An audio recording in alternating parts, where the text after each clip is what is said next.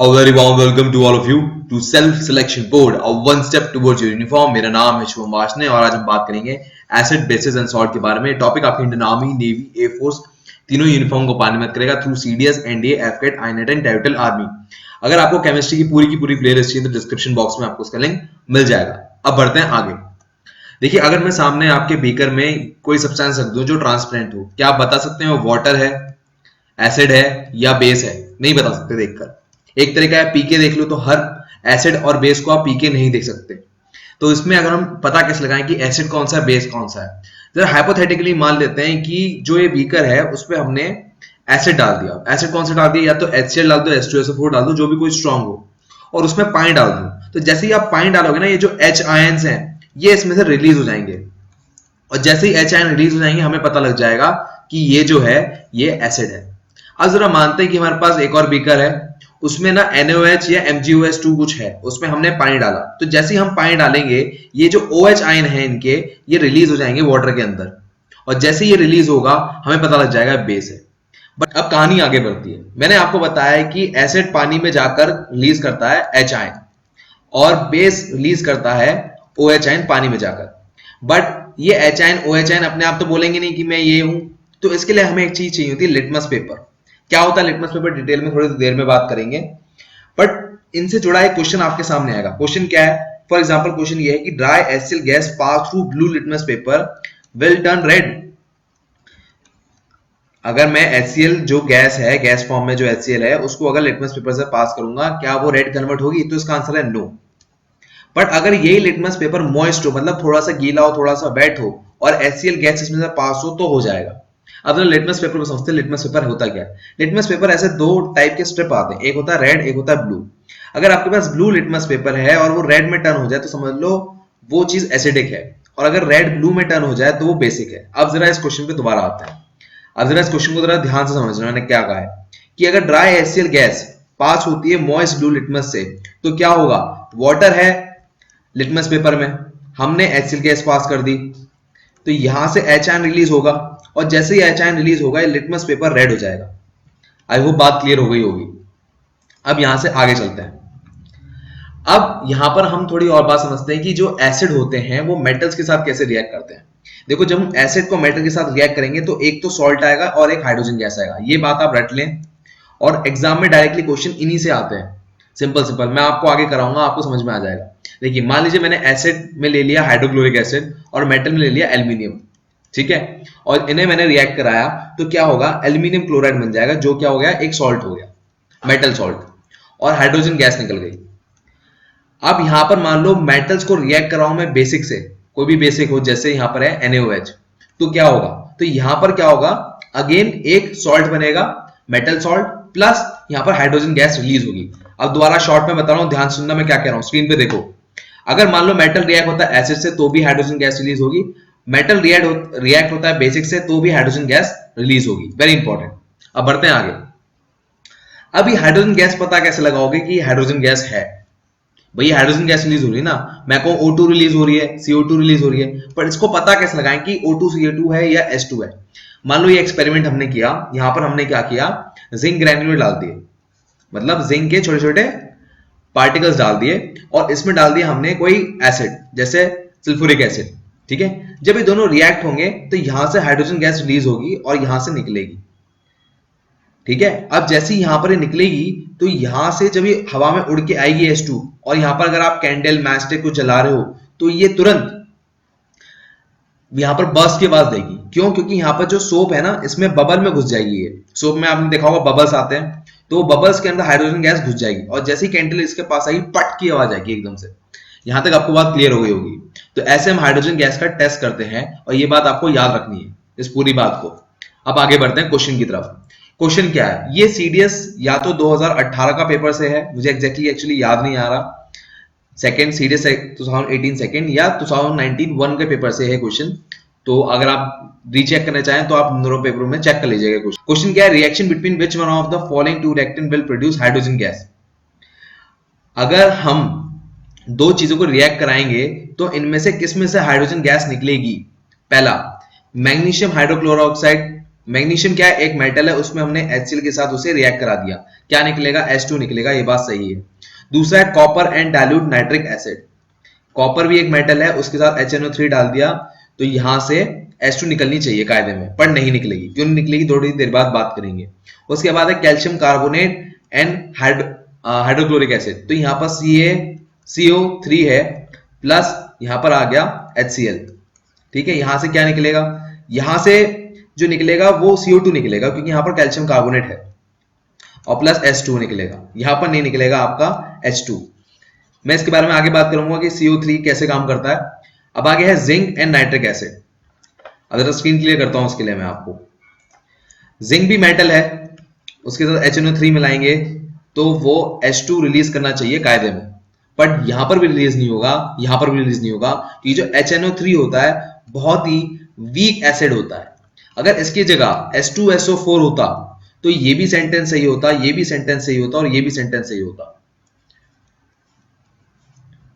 याद रखना है आपको, HNO3 जो है बहुत ही ज्यादा वीक एसिड है। अब आगे बढ़ते हैं, reaction of acid with metal carbonate and metal hydrogen carbonate. देखो कहीं भी अगर आपको ऐसे CO3 मिल जाए और आप एसिड से रिएक्ट करा रहे हो, तो जो एंड प्रोडक्ट होगा वो CO2H2 होगा। ये देखो मैंने आपको कहा था ये सेंटेंस, ये वाला देखो sentence, calcium carbonate CaCO3 plus HCl, तो जो प्रोडक्ट आएगा वो CO2 प्लस H2O आएगा, हाइड्रोजन इसमें निकलेगा नहीं। तो ये बात आपको बहुत याद रखनी है, CO3 कहीं लिखा हुआ है तो एंड प्रोडक्ट होगा CO2 और H2O, और यहां पर जो आएगा वो सॉल्ट आएगा या कोई कंपाउंड आएगा, ठीक है, पर H2 नहीं आएगी। याद रखना है CO3 से निकलेगा H2 और CO2।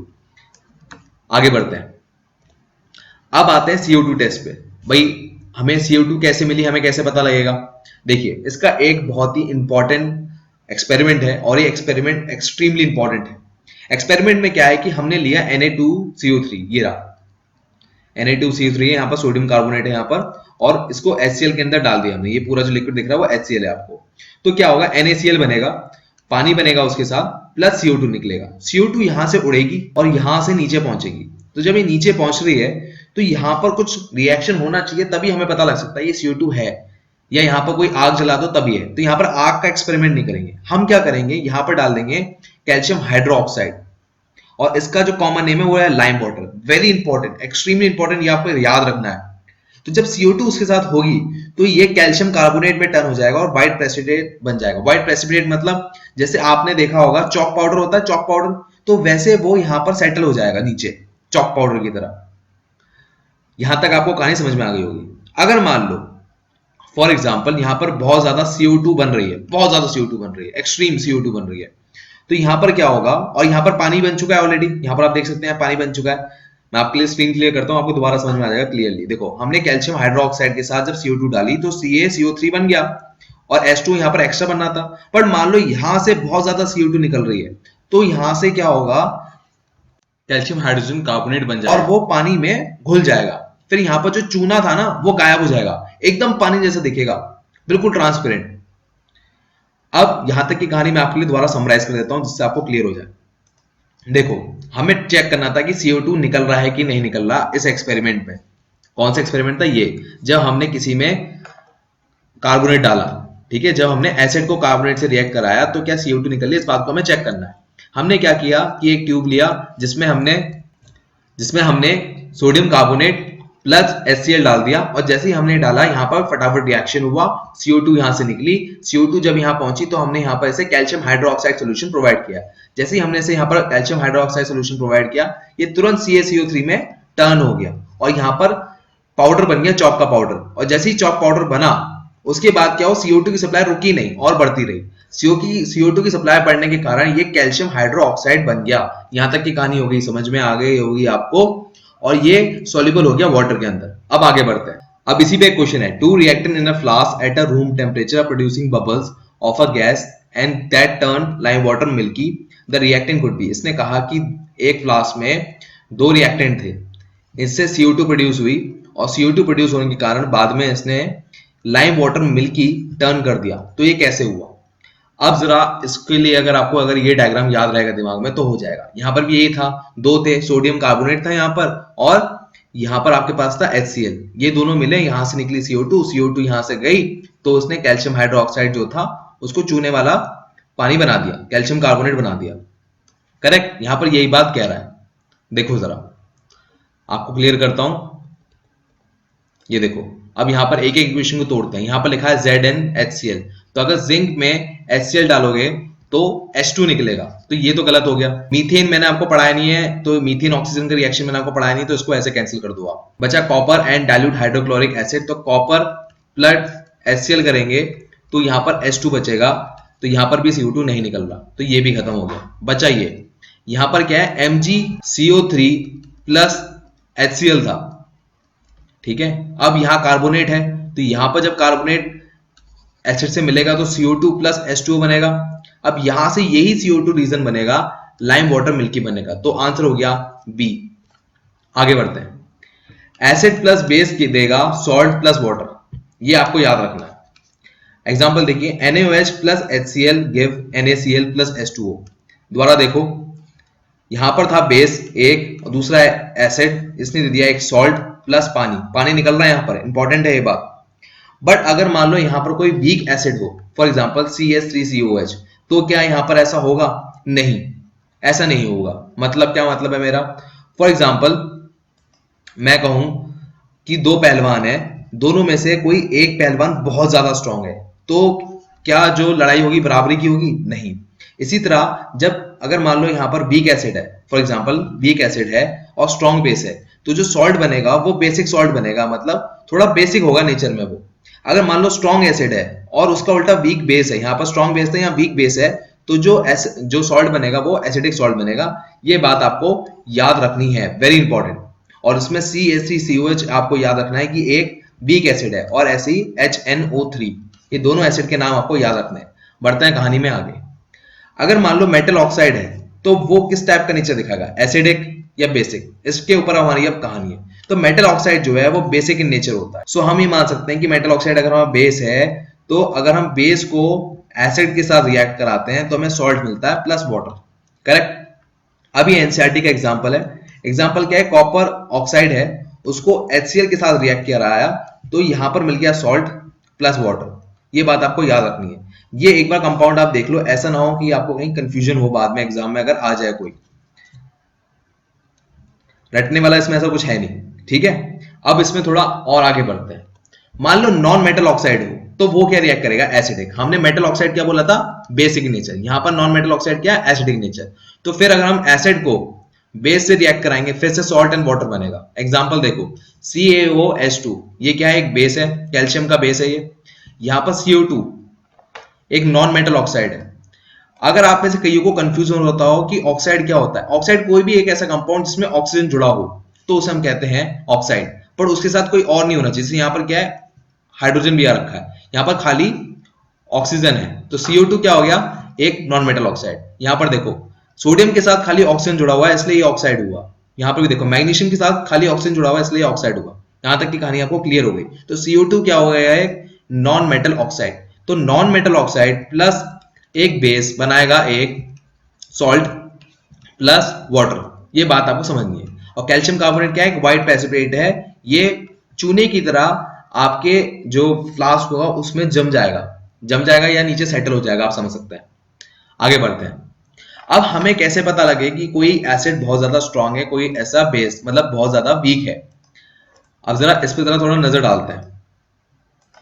कोई एसिड स्ट्रांग है, कोई एसिड वीक है, इसकी कहानी में आपको ये समझना होगा। एक होता है 7 नंबर, 7 होता है न्यूट्रल। अगर मान लो मैं कोई कह रहा हूं कि कोई सब्सटेंस है, जैसे मैंने आपको इनिशियली एक फ्लास्क दिखाया था जिसमें वाटर था, वाटर जैसा ट्रांसपेरेंट मटेरियल था, तो अगर वो 7 है इसका मतलब वो न्यूट्रल है, ठीक है। अगर मान लो वो 7 से बड़ा है, नंबर है, मतलब जैसे 13 है, 15 12 है, तो ये क्या हो गया? Basic in nature. अगर मान लो 7 से छोटा है तो वो क्या हो गया? Acidic in nature. दोबारा बोल रहा हूं, ध्यान से सुनो, स्क्रीन पे ध्यान, तो मैं क्या कह रहा हूं। अगर मान लो 7 है तो वो पानी है, वाटर जैसा है, वो न्यूट्रल है, ना वो एसिडिक है ना वो बेसिक है। बट मान लो वो 7 से कम है तो वो एसिडिक है, और 7 से बड़ा नंबर है तो वो बेसिक इन नेचर है। मैक्सिमम लोवेस्ट नंबर जो हो सकता है वो 0 हो सकता है एसिडिक में, और मैक्सिमम नंबर जो बेसिक में है वो 14 हो सकता है। ये बात आपको याद रखनी है। अब इससे जुड़ के कुछ सवाल आते हैं। सवाल क्या है? पहला सवाल ये है कि जो टूथपेस्ट होता है वो बेसिक इन नेचर होता है, क्यों? अब भाई हमारे को तो बेसिक नेचर ज्यादा नहीं चाहिए ना भाई, हम क्यों ले बेसिक? न्यूट्रल दो ना टूथपेस्ट भी, जैसे पानी हम न्यूट्रल पीते हैं वैसे भी इसको दे दो, कोई दिक्कत थोड़ी ना है। इसको बेसिक बनाने का रीजन ये है, हमारा जो माउथ का पीएच होता है वो 5.5 होता है, मतलब स्लाइटली एसिडिक होता है वो नेचर में। तो जब एक बेसिक और एक एसिड मिलेंगे, एक बेसिक और एसिड मिलेंगे, तब जाके ये न्यूट्रल बनेगा। इसलिए यहां पर जो टूथपेस्ट होता है वो बेसिक इन नेचर कहा जाता है। अब ऐसा क्यों होता है कि हमारे माउथ का जो पीएच होता है वो 5.5 होता है या थोड़ा एसिडिक होता है? रीजन क्या होता है? हम कुछ भी खाते हैं, फॉर एग्जांपल आप नॉन वेजिटेरियन है, ठीक है, या वेजिटेरियन है, कोई फर्क नहीं पड़ता। तो जैसे ही आप सोते हैं तो बहुत टाइम के लिए मुंह बहुत शांत रहता है, उसमें क्या होता है, बैक्टीरिया को एक स्पेस मिल जाती है अपना काम करने के लिए, और जो भी शुगर होती है उसको तोड़ना शुरू करता है, जिसकी वजह से क्या होता है, एक एनारोबिक रिएक्शन होना शुरू होता है। और एनारोबिक रिएक्शन होने के कारण जो आपके दांत होते हैं, कैल्शियम कार्बोनेट मतलब कैल्शियम के बने होते हैं, उसको वो ऑक्सीडाइज करना शुरू कर देता है। और जैसे ही वो ऑक्सीडाइज करना शुरू करना पड़ेगा, मतलब करना शुरू करेगा, तो आपके जो टीथ होंगे वो सड़ना शुरू हो जाएंगे। ये कहानी होती है, और इसी वजह से जो टूथपेस्ट होते हैं वो बेसिक इन नेचर कहा जाता है। और इसीलिए आपसे कहा जाता है कि रात में आप ब्रश करके सोएं, वरना सुबह तक आपके दांत थोड़े बहुत सड़ चुके होंगे। अब आगे बढ़ते हैं। अब अगला सवाल है ये है कि हम इनो क्यों लेते हैं? देखो, हम इनो तब लेते हैं हमें जब एसिडिटी होती है, पर एसिडिटी अगर हो रही है इसका मतलब ये बेस है। तो ये कौन सा बेस होता है? इस बेस का नाम होता है MgOH या NaHCO3। ये बात आपको याद रखनी है। इसका एक कॉमन नाम है जिसका नाम है एंटासिड, और इस MgOH को हम कहते हैं मिल्क ऑफ मैग्नीशिया। ये कॉमन नाम भी आपको याद रखना है। मैं दोबारा बोल दे रहा हूं, मैंने क्या कहा अभी। MgOH और NaHCO3 काम करते हैं बेसिक का, और इनका कॉमन नाम है एंटासिड, और MgOH का कॉमन नाम है मिल्क ऑफ मैग्नीशिया। एंटासिड दोनों को नाम है, और MgOH का पर्टिकुलर एक नाम है मिल्क ऑफ मैग्नीशिया। कहानी खत्म हो गई। ये दो जो एप्लीकेशन है ये आपको याद रखनी है, एग्जाम में आपसे पूछा जाएगा। अब यहां तक की कहानी हो गई। अब सॉइल का टेस्ट भी किया जाता है। सॉइल का टेस्ट क्यों किया जाता है? देखिए, सॉइल का टेस्ट इसलिए किया जाता है, मान लो सॉइल अगर एसिडिक है तो उसमें बेसिक फर्टिलाइजर डाला जाता है। अगर मान लो बेसिक इन नेचर है तो थोड़ा एसिडिक फर्टिलाइजर डाला जाता है, जिससे सॉइल न्यूट्रल हो जाए और फसल आराम से उग सके। यहां तक की हो गई कहानी खत्म। अब इसमें एक नया प्रोसेस आ रहा है, वो है क्लोर एल्कली प्रोसेस। क्लोर एल्कली प्रोसेस क्या होता है? उसमें आपको अगर समझना है तो पहले इन दो टर्म को समझना पड़ेगा, क्लोर और एल्कली। क्लोर मतलब क्या होता है? क्लोरीन। इसमें क्लोरीन हमारा प्रोडक्ट निकलता है। और एल्कली प्रोसेस मतलब क्या होता है कि कोई एक बेस है जो पानी में आराम से डिसॉल्व हो गया। इसमें सबसे बढ़िया एग्जांपल है NaOH का, मतलब कोई बेस जो पानी में डिसॉल्व हो जाए उसे हम कहेंगे एल्कली, और इसका प्रोमिनेंट एग्जांपल है NaOH। ओके, इसके बाद एक नई टर्म है जो मुझे आपको समझानी है, वो है ब्राइन। ब्राइन क्या होता है? इसे हम कहते हैं नमकीन पानी। जैसे आपने अपने जो आपके घर में टेबल सॉल्ट होता है, जिसे हम NaCl कहते हैं, उसको आप पानी में डिसॉल्व कर दो तो वो क्या बन गया? नमकीन पानी। और टेक्निकल नेम क्या होगा इसका? ब्राइन। अब जब ये ब्राइन होगा, आपने ये लिया पानी में, नमकीन पानी मिला दिया और इसमें से इलेक्ट्रिसिटी पास कर दी, तो जैसे ही आप इलेक्ट्रिसिटी पास करोगे, क्लोरीन और हाइड्रोजन आयन अलग हो जाएंगे और ये Cl2 और H2 के फॉर्म में आसमान में उड़ने लगेंगे। अब यहां पर जब ये आसमान में उड़ रहे हैं तो यहां से हम Cl2 जो होता है इसका इस्तेमाल करते हैं इंडस्ट्रीज में, क्या बनाने के लिए? Bleaching powder, baking soda and washing soda. ये बात आपको याद रखनी है। अब यहां से कहानी अगर आगे बढ़े तो ब्लीचिंग पाउडर पे आते हैं। पहले ब्लीचिंग पाउडर, देखो Cl2 बना यहां से, मैंने आपको बताया यहां से Cl2 बना। ये जो Cl2 बना, इसको हमने जो कैल्शियम हाइड्रोक्साइड है जिसे हम लाइम वाटर कहते हैं उसमें डाल दिया, और जैसे ही हमने डाला ये कैल्शियम CaOCl2 बन जाता है। जब ये CaOCl2 बन गया तो ये हमारा ब्लीचिंग पाउडर बन गया, और इस ब्लीचिंग पाउडर का काम आता है पेपर इंडस्ट्री में, लॉन्ड्री इंडस्ट्री में। रीजन क्या होता है दोनों का इस्तेमाल करने का? ये जो पेलनेस होती है, मतलब थोड़ा येलोइश पेपर जो होता है उसको ये कंप्लीटली व्हाइट बना देता है, और ऐसे ही कपड़ों में होता है। अगर कपड़ा थोड़ा पीला सा हो रहा है तो उसको व्हाइट बनाने का काम होता है ब्लीचिंग पाउडर का। यहां से कहानी आगे बढ़ती है बेकिंग सोडा पे। अब आती है कहानी बेकिंग सोडा की। बेकिंग सोडा में क्या होता है? ये जो हमारा चूने वाला पानी था ना, ये जो पानी था, ये आपके लिए स्क्रीन क्लियर करता हूं मैं, ये पानी था, इसमें अब हम इलेक्ट्रिसिटी पास नहीं करेंगे, सिर्फ यही पानी उठाएंगे और इसमें क्या करेंगे, अब हम CO2 प्लस NH3 मिक्स कर देंगे। जैसे ही हम मिक्स करेंगे ये NH4Cl और NaSCO3 बना देगा, और ये NaSCO3 हमारा काम करेगा, मतलब यही हमारा बेकिंग सोडा है।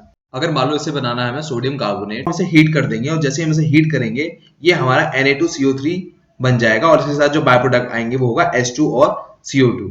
अब इसके साथ एक बहुत बड़ा एप्लीकेशन है। पहला तो एक एप्लीकेशन था एंटासिड, मैं आपको बता चुका हूं पहली वाली स्लाइड में कि ये जो NaSCO3 होता है वो एंटासिड का काम करता है, मतलब एसिडिटी जो होती है हमारी पेट की वो रोकने का काम करता है। इसके बाद ये फायर एक्सटिंग्विशर में भी काम आता है और जो इसके फायर एक्सटिंग्विशर का नाम है वो है सोडा एसिड फायर एक्सटिंग्विशर। अब मान लो इस पे एक सवाल आता है कि मान लो कोई इंसान दूध के अंदर सोडियम कार्बोनेट को मिला दे, सोडियम हाइड्रोजन कार्बोनेट को मिला दे, तो हमें कैसे पता लगेगा कि उसमें मिला हुआ है सोडियम हाइड्रोजन कार्बोनेट? इसका सिंपल तरीका है कि इसको हीट कर दो। तो जैसे ही हम इसे हीट करेंगे तो सोडियम कार्बोनेट बन जाएगा प्लस H2O प्लस CO2। तो इस तरह से हमें पता लगेगा कि उसमें NaSCO3 मिली हुई है। अब आगे बढ़ते हैं। अब आते हैं वॉशिंग सोडा पे। वॉशिंग सोडा कैसे बनता है? देखो, हमने अभी तक ये समझा कि Na2CO3 बन गया इस वाले प्रोसेस से। यहां तक हमने NaCl H2O लिया, यहां से हमने ये बनाया और यहां से Na2CO3 बन गया। इसी Na2CO3 का इस्तेमाल करेंगे और उसमें 10H2O डाल देंगे। जैसे ही इसे डालेंगे ये क्रिस्टलाइज फॉर्म ले लेगा, कुछ ऐसा बन जाएगा। और जैसे ही क्रिस्टलाइज फॉर्म ले लेगा यही हमारा बहुत काम आएगा ग्लास बनाने में, सोप बनाने में, पेपर इंडस्ट्री में, और एक बोरेक्स नाम का बड़ा इंपॉर्टेंट कंपाउंड होता है उसे बनाने में, और क्लीनिंग एजेंट जो डोमेस्टिक घर में साफ सफाई होती है उसको बनाने में, एंड लास्ट में जो हार्डनेस होती है पानी की उसको रिमूव करने में भी बहुत काम आएगा। ये आपको याद रखना है। Na2CO3.10H2 स्क्रीन क्लियर कर दे रहा हूं मैं आपके लिए। ये तो अभी तक हमने सारे मेजर कंपाउंड्स पढ़ लिए हैं, तो इनका आपको फॉर्मूला अब याद होना चाहिए।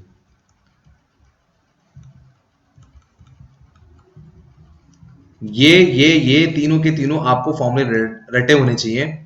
और ये जो पहला प्रोसेस है क्लोर एल्कली प्रोसेस, ये आपको याद होना चाहिए, तभी आप इन तीनों प्रोसेस को अपने दिमाग में चला पाओगे। आपसे कोई रिएक्शन डायरेक्ट नहीं पूछेगा, पर आपसे पूछेगा कि यहां पर कौन सा प्रोडक्ट बन रहा है या इसका एप्लीकेशन क्या है, और यही कहानी पूरी रहेगी। अब बढ़ते हैं CuSO4.5H2O। CuSO4.5H2O बहुत ही इंपॉर्टेंट कंपाउंड है और एग्जाम में पूछा जाता है। क्यों? जब ये इस क्रिस्टलाइज फॉर्म में होता है तो ये कुछ ऐसा दिखता है। .5H2O मतलब ये होता है कि इसमें वाटर मिक्स नहीं है, मतलब वाटर से ये रिएक्ट नहीं हुआ है, इसके साथ ये जुड़ गया है, ये पत्थर जैसा बन गया है। अब इसे हम कहते हैं क्रिस्टल फॉर्म। तो ये जो क्रिस्टल फॉर्म है ये ब्लू फॉर्म में होती है, पर जैसे इसे आप हीट करेंगे तो ये पाउडर फॉर्म में कन्वर्ट हो जाएगा। और यही इंपॉर्टेंट है CuSO4 के साथ। तो आपको एक बात याद रखनी होगी, मैं फिर से बोल दे रहा हूं, CuSO4.5H2O क्रिस्टल फॉर्म में होता है ब्लू रंग का, और अगर इसे लिक्विड फॉर्म में भी कर दें तो भी ये ब्लू रंग का होता है, पर इसमें से खाली अगर वाटर पूरा का पूरा उड़ा दें तो ये सफेद पाउडर में बन जाएगा। आपको बात समझ में आ गई होगी। जैसे हम रसना बनाते हैं तो रसना क्या होता है, पहले एक व्हाइट पाउडर होता है, ठीक है, पर जैसे ही हम पानी में मिक्स करते हैं उसका कलर बदल जाता है, या तो ऑरेंज होता है, ग्रीन हो जाता है। वैसे ही इसके साथ अगर ये सॉलिड फॉर्म में है, मतलब ये क्रिस्टलाइज फॉर्म में है, ये ब्लू दिखेगा, या लिक्विड फॉर्म में है तो ब्लू दिखेगा, बट पाउडर फॉर्म में ये व्हाइट दिखेगा। वेरी इंपॉर्टेंट, एग्जाम में आ सकता है। अब इसके बाद कहानी आती है प्लास्टर ऑफ पेरिस की एंड जिप्सम की। जिप्सम का फॉर्मूला होता है CaSO4.2H2। अब आपको समझ में आ गया, डॉट मतलब होता है क्रिस्टलाइज फॉर्म। क्रिस्टलाइज फॉर्म कैसे दिखती है? कुछ ऐसी दिखती है, पत्थर जैसी जो होती है, ठीक है। अगर इसको हम 373 केल्विन पे उबाल दें या गर्म कर दें, मतलब 100 डिग्री सेल्सियस पे, तो ये CaSO4.5H2O बन जाएगा, जो कि प्लास्टर ऑफ पेरिस होगा। यहां तक की कहानी आपको आ गई होगी समझ में। और यही होता है हमारा लेक्चर का एंड। ये तीनों बुक में से कोई बुक आपके पास होनी चाहिए इन्हीं कंसेप्ट्स को बहुत स्ट्रॉन्ग करने के लिए, क्योंकि यूपीएससी अपने कंसेप्ट रिपीट करता है, क्वेश्चन नहीं। तो इन तीनों के लिंक आपको डिस्क्रिप्शन बॉक्स में मिल जाएंगे। मैं लेता हूं आपसे विदा। वीडियो अच्छी लगी हो तो तीनों में से कुछ एक कर दीजिएगा, और बहुत ही अच्छी लगी हो तो खाने पे इनवाइट कर लीजिएगा। हैशटैग वॉचिंग कमेंट बॉक्स में अपना मैसेज दीजिए। जय Hind, take care, bye bye.